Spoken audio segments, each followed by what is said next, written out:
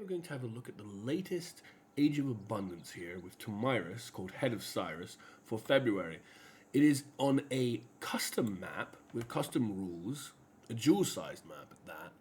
As you can see, there is no limit to our turn count. However, the only way we can win is by defeating Cyrus. So in a domination game, you have to take the opponent's capital. We need to find his capital, and then we need to be able to take control of it to win the game. We start here on the top right corner, very sort of arid desert land, not much to speak of, but at least we have a source of fresh water, so we can potentially put a harbor here and grow this city. I think a turn one settle is fine, because the way it is on the corner of the map, and there is no map looping or wrapping around, it may take a bit of time, too much time, to be able to find a better place to actually settle.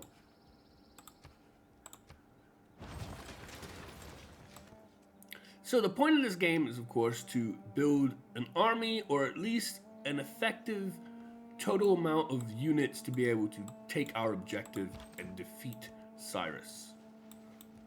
We will explore with our warrior, see what's around, see if we can find places to settle closer to the center of the map. But that means that perhaps our priorities in our districts might be a little different. Also, before I forget, we're playing on Emperor difficulty. We have a choice between Prince or Emperor, but of course I'd rather pick the one closest to Deity, and Emperor being difficulty 6 of the 8 is more of a challenge. Anyway, back to Tomyris. I know we discussed this recently in our science video with her, but this is who the devs chose to make this particular game out of. So let's go and have a look at her kit again. Features and abilities. Killer of Cyrus. All units receive +5 combat strength when attacking wounded units. When they eliminate a unit, they heal up to 30 hit points. This is any enemy unit. Yes, we'll be encountering quite a few barbs since it's only us, Cyrus, and a few city-states that are actually here. But even once we're in war with him, it may make a difference to be able to survive and get his capital by being able to heal by eliminating their units. People of the Steppe. Receive a second light cavalry unit or Saga horse archer each time we train a light cavalry unit or Saga horse archer. So of course, if you really want a large army, this can help powerfully push a horse army fairly quickly, especially considering that Saga horse archer is merely a classical era unit, which can be acquired quite quickly in the game. It has a ranged unit of 4 movement with a range of 1. So it has to be adjacent to the enemy to be able to attack it. But 4 movement means it could probably get there quickly enough. And finally, the Kurgan unlocks a builder ability to construct a Kurgan unique to Scythia. It gives you extra faith, gold, and tourism, and so on. This is almost certainly not going to be for any real relevance, especially in this game, let alone just most normal games. Cannot be built on hills.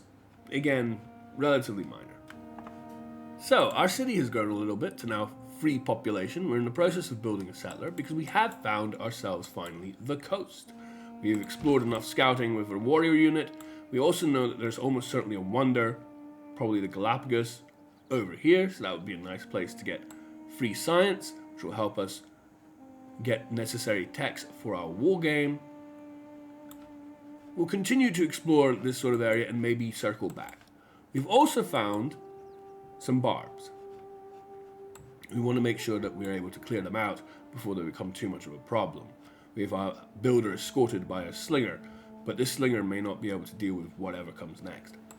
Lo and behold, Barbarians did indeed come, and what are they but Eagle Warriors? I thought that was Montezuma's specialist unit.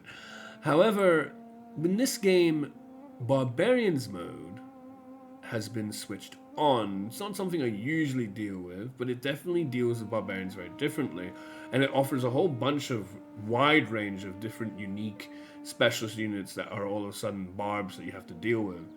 You can also potentially purchase from certain barbarian camps depending on what unit they have on offer and things like that. It's adds to the game, but it's not something I usually dabble with too much. So we need to make sure that our 2 warriors are defensively positioned so that we can try and defend our land already being pillaged from these incoming threats. I don't want to necessarily be here. I'd rather this unit be able to get over to these woods because, of course, if you notice, the marsh gives you a minus defense modifier, so you don't want to be defending on that. Meanwhile, we've also found a couple of city-states. We found Preslav, and we found a card. And we have been given an envoy in each, of course, because they are first meets, since the only other person who could have possibly found them before us is Cyrus, and he didn't bother.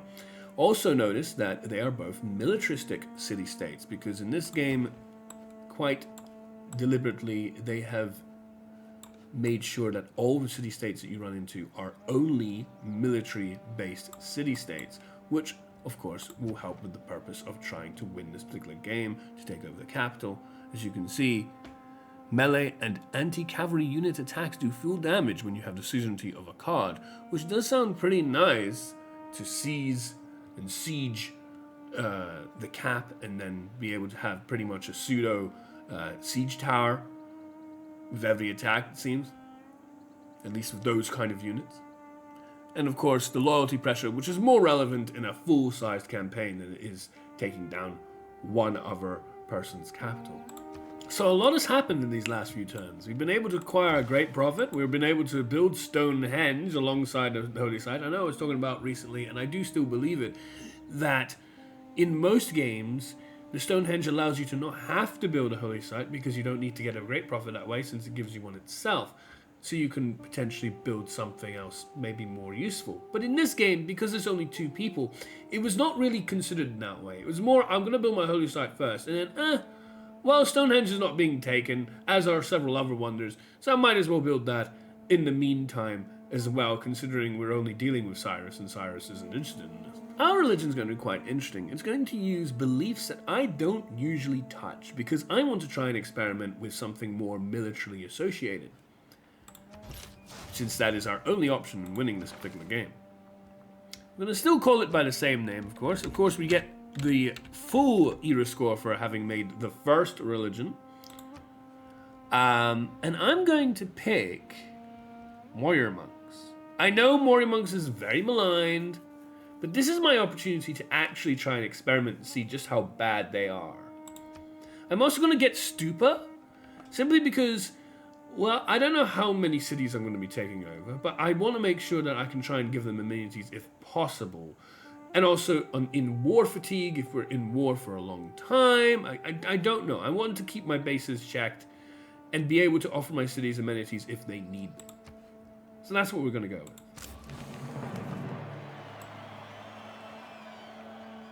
We get our free eater score, as I mentioned. We get our theology boost.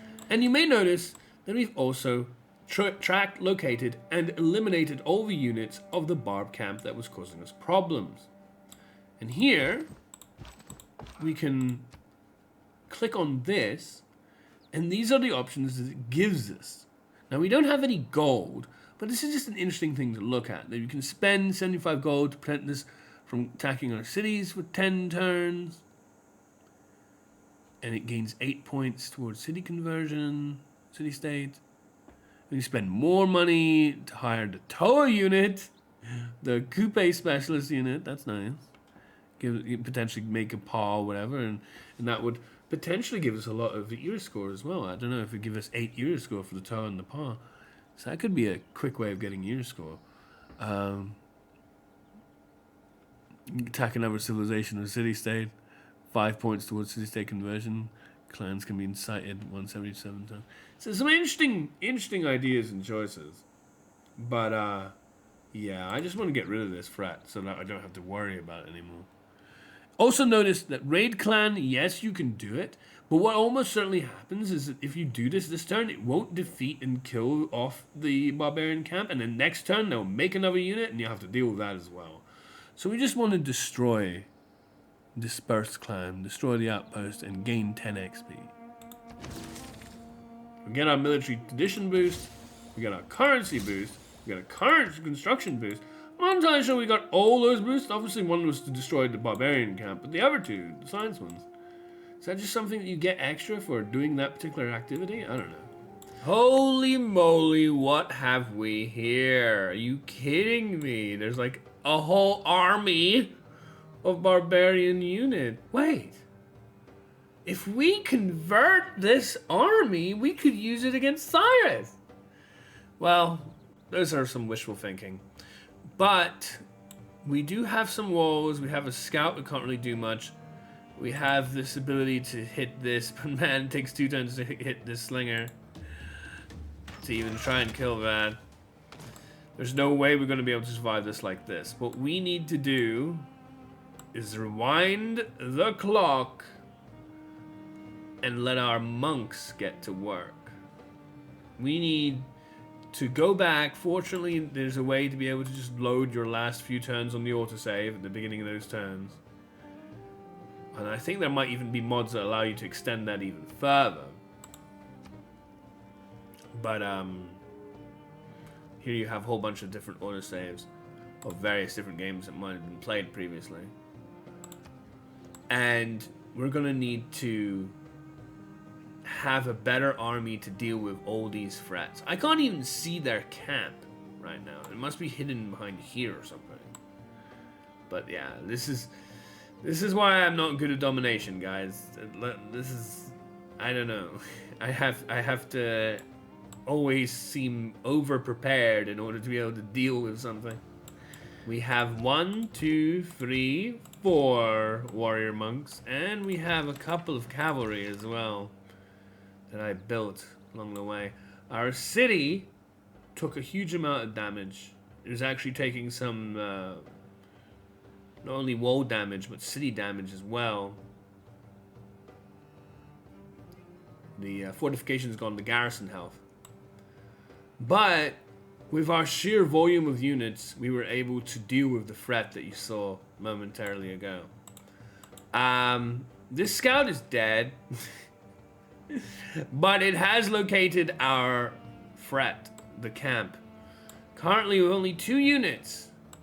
So my feeling is, as we are in the golden age, what I want to do is buy a settler from this city.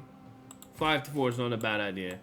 Take this settler, move the city to here so that we're within touching distance of this, and then use it as a base to get rid of this camp. We have Suze the Cod, and we have indeed found Cyrus himself. He was presumably positioned on the other corner over here. If we can find his cap, we'll be able to start making a plan to finish this game. Well, we have target acquired. We have found the capital of Cyrus. Passagarde, if that's how you pronounce it, I'm not sure. Do apologize. Is indeed the city that we need to take in order to be able to finish this game. And fortunately for us, it's on the coast. Because it's on the coast, my plans have changed. So, in the next several turns, you will notice we have built a fair number of harbors. You will notice that this thing, when activated, can give us a quadrireme unit. Don't forget, it also gives us additional combat strength and movement to other, particularly older ships. But, you know, these sort of things can help. And if we look at our tech tree, I have earmarked getting beelining all the way in the top line to get through to caravels and particularly frigates. Because that's right, we're going to finish this with naval domination. Which means that our wonderful warrior monks and all of that, their time is basically past. They did help us clear out this and, you know, save this city. So I'm definitely thankful for their efforts, but I would say that they've basically, you know, that it's a new age. They are from a bygone era, and that is all they will give for us, which is fine. I don't think they can be promoted to anything more up and current. Also, strangely enough, I didn't really show this off, but every other unit in Tomyris' kit gains health back for killing units, but these don't. However, these are pretty strong for what we were dealing with, so I used them to deal with the first bits of damage, so that then my other units, like my cavalry and more generic units, were able to finish them off, and they would get the heals, so that I would maximize on the heals. But these things actually didn't get those heals. It's very, very strange. The Killer of Cyrus and all that, heal up to 30 hit points. did not happen with these units. I don't know why, but that's something to bear in mind. Okay, so 100 turns have just passed, and we're about to get our golden age going into the next era, the industrial era. 1 turn remaining with 1 point required. We can just use this. And there it is. We get 2 because we're the first ones to do it again, which, you know, will happen a lot when you're only playing one other civ. Yeah. So, about Domination. I don't get it, man. I never will. This city, yeah, let's have a look at it. Let's see. Ancient walls. How strong are ancient walls? Probably not very good, right? It has no defending unit. We are surrounding it. They have a line infantry. I don't know how they have a line infantry this early on. But I guess they do. Anyway, the line infantry is not in the city, right? So, how strong do you think this city, which just has ancient walls, not really much going for it, no other defenses really to speak of, is? Probably not very strong, right? And yet, 74? Why is it 74? If I try attacking it with my cavalry, the cavalry almost dies, takes about 2/3 of its health, and the walls barely take a scratch. What? How does this make sense? What? This is my problem with Domination. The numbers don't make sense. If this is my city of ancient walls, as you saw earlier with weaker units that weren't naval units, you know, like just a bunch of freaking like dregs of crossbowmen and a couple of legions and all sorts of nonsense, like classical era units, oh, it dies. This thing doesn't have any defense. At least I had a scout. This doesn't have any defense at all. It's just ancient walls, and it's just got an insane amount of what is that? Anyway, just want to make it clear, you don't see Domination videos from me because Domination makes no goddamn sense to me. It just is a way to make me angry very quickly. Like, what? Nonetheless, we will get that golden age. We will get a nice casus belli, I believe, 2 arms with it, and we will take this damn city down when we can. Well, I'm pleased to say somehow we did it. Woohoo! This nightmare of Domination is over! Partly because we got a great person over here. If you have a look at what we acquired recently. And gave us an ironclad unit. Which is a very nice, stronger version of the caravel. I don't know why I said... I know why I said cavalry, because I was so flooded with emotions of hatred of this mode. But, you know, it is what it is. Well, here goes. Just loading the victory.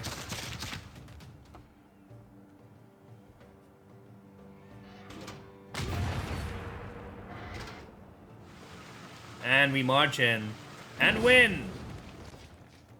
Though its face may change throughout the ages, history is written from the hand of the victor.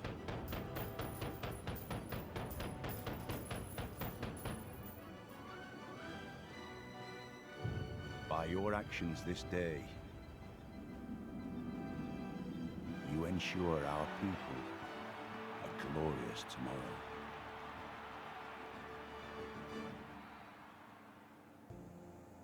Thank you for joining me, everybody, on this Domination journey. I hope you enjoyed it. If you did, don't forget to like the video, subscribe to the channel, maybe leave a comment below, and I'll see you next time.